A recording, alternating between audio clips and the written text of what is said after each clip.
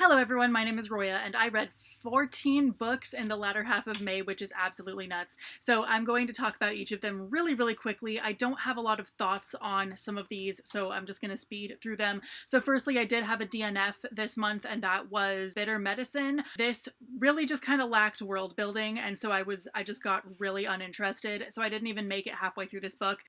I did see on Goodreads that a lot of people actually agreed. A lot of people had similar thoughts to what I did about the world building just not being all there. A lot of stuff was just not adequately explained. Next on my list is God Killer by Hannah Kaner. This is a book that in theory had a good idea and a good premise, and it was really creative setting-wise and all of that. But overall, I was really bored. Princess Floralinda and the 40 Flight Tower. This had a good message in that, of course, if you're, a princess in a tower, no one's rescuing her. She has to go through all the monsters, go down through every floor of the tower, through all the monsters herself. So it is a good, moral of the story. Like, don't wait for someone else to save you. You got to do it. But aside from that, there was not much to the story at all. A Song for Arbonne by Guy Gavriel Kay. This is a sort of medieval fantasy in a sort of medieval French fantasy world. It follows a lot of different characters, so if you like Game of Thrones but, don't want something as depressing. Road to Ruin by Hannah Lee. This is about a woman living in a post-apocalyptic kind of setting where she is a courier and she delivers letters between different cities because, in between there's like desert and predators and all kinds of stuff. So she has been delivering letters between this prince and princess of two different places for quite some time, and she's in love with both of them as well. So I really liked how there are three different people all interested in each other. So it's like a polyamorous type of thing. I thought that was really good.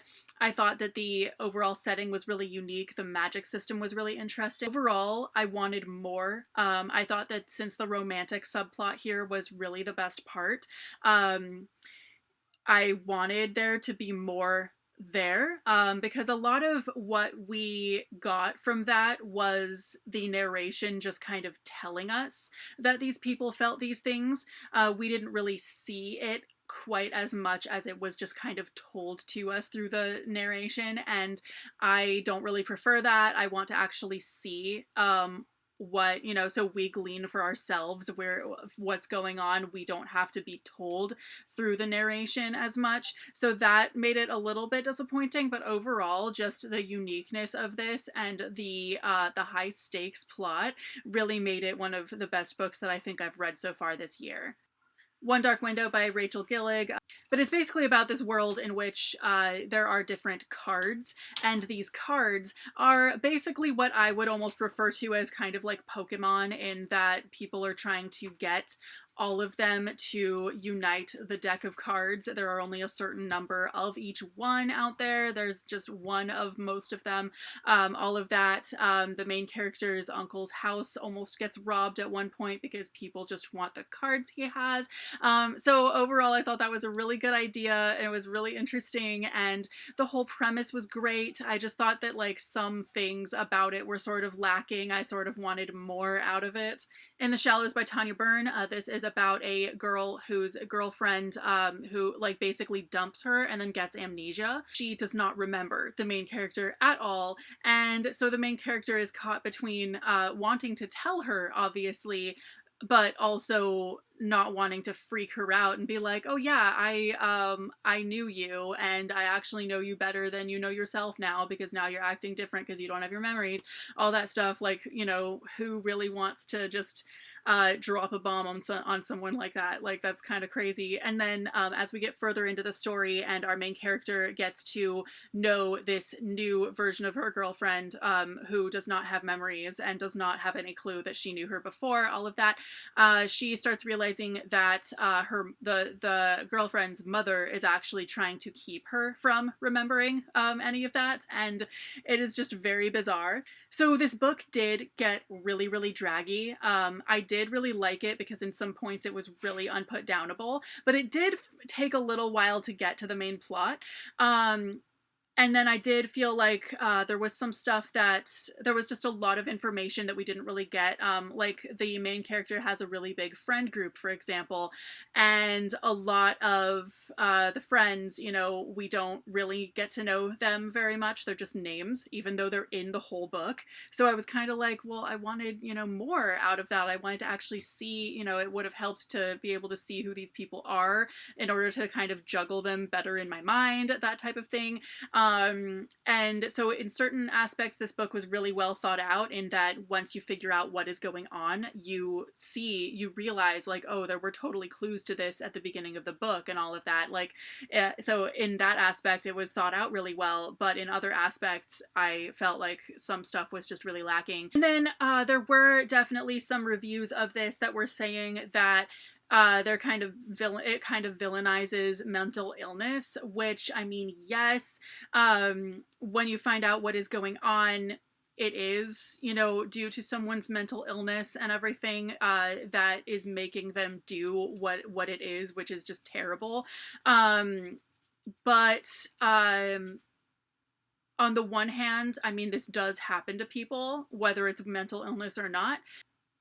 On the other hand, it could have easily been done without it being a mental illness. How to Say Anything to Anyone by Sherry Harley. This is what I read for my Works book club this month.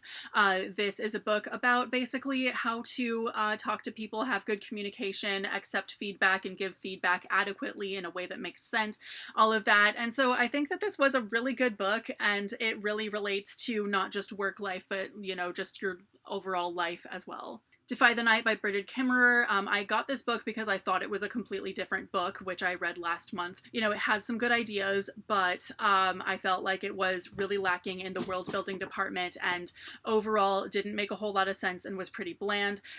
So basically, the weirdest thing to me that this book did, honestly, was, so we have two main characters. We get them in alternating points of view.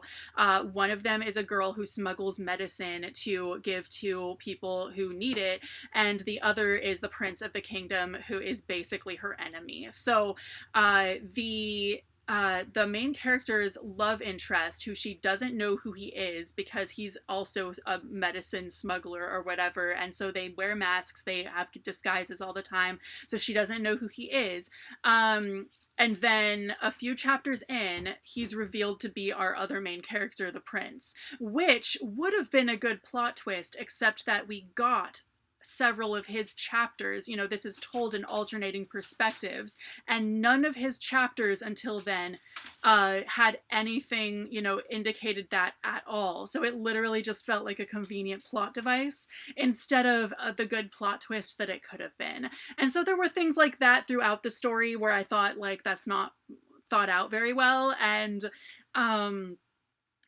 the prince even being a smuggler guy as well just made no sense in this world. Like, it just didn't work for me.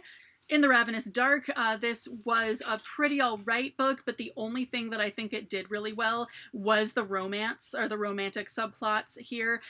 So this is another book in which the main character falls in love with two different people, and it's not a love triangle. She does end up with both of them, and I am all about that. I think monogamy is silly, and that should not be the default. So when a main character does actually have two love interests and is with both of them, that's awesome to me. But I think that's really the only thing this book did well. I think overall, there was so much potential for more, for this book to do more and be a lot better, but I felt like the world building was really arbitrary. And it was just kind of throwing ideas into the whole story that didn't actually form a bigger picture. Switch by A.S. King. This was, in theory, not a bad idea, not a bad book, but it was just so weird that it had absolutely no basis in anything at all. I am all about books that are super weird and thrive off of complete nonsense, but even the weirdest books have some kind of a world building and have something to them that is not just weird. Like, the weird things represent different stuff and you can tell what's going on or something. This, I don't know what I just read, at all. There is nothing. I even looked at other people's Goodreads reviews of this book as well to see if I missed something. I don't know, but a lot of other people were saying the same thing. Like all the reviews pretty much across the board were saying the same thing about there being literally nothing explained. Like, so I felt like we just got this weird story with absolutely no explanation of what anything was. And it was just bizarre. Daughters of a Dead Empire, this is basically kind of like an alternate history in which Anastasia survives, but that sounds like a way better premise than this book actually was. There wasn't a whole lot to this book, unfortunately. It was just not what it could have been, and it was pretty much, it just kind of like stayed right here, like nothing really happened in it, and I spent like most of this book just like waiting for it to get good, and it just barely did. Traitor by Amanda Macrina, this was not bad, but it was fairly normal. It's also historical fiction.